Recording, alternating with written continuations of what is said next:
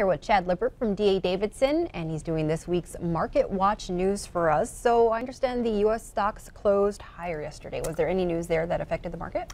You know, that's right, Victoria. We closed 40 points higher on the Dow Jones. It closed at 22,381. We just continue to see higher moves in the market here on a daily basis. And the big news that kind of has moved the market optimistically the last couple days has been the tax reform proposal that came out on Wednesday. And what is it that investors can expect today? Well, right now the futures are showing that the market is expected to open up this morning. So again, another update. We are kind of finishing out the quarter here. Today's the last day of the third quarter, of course, and we have had a really strong quarter in the third quarter for the markets. The Dow Jones, the S&P, and the NASDAQ are all up anywhere from 3 to 4.5% year just for the quarter. So it was a good quarter. Okay, and you had just mentioned the GOP tax plan. Is there anything that you can explain to our viewers about the plan as it stands right now?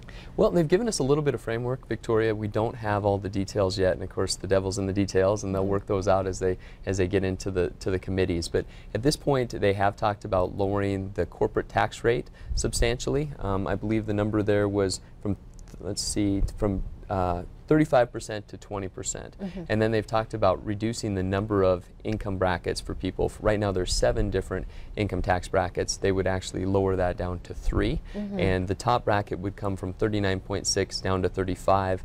They've talked about increasing the lowest bracket from 10% to 12%. So you'd have a 12%, a 25%, and a 35% tax bracket.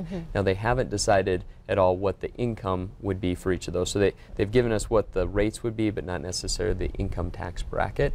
And that again will be the details. They've talked about increasing the standard deduction and adding to the child credit as well. And the idea is that possibly even for lower income they're talking, it may be that they would pay less tax than before, depending on what they do with these deductions and the credits, etc. But now we really get into the details, and that's what will really decide everything. Yeah, we'll have to keep our eye on the news and see what's to come on that.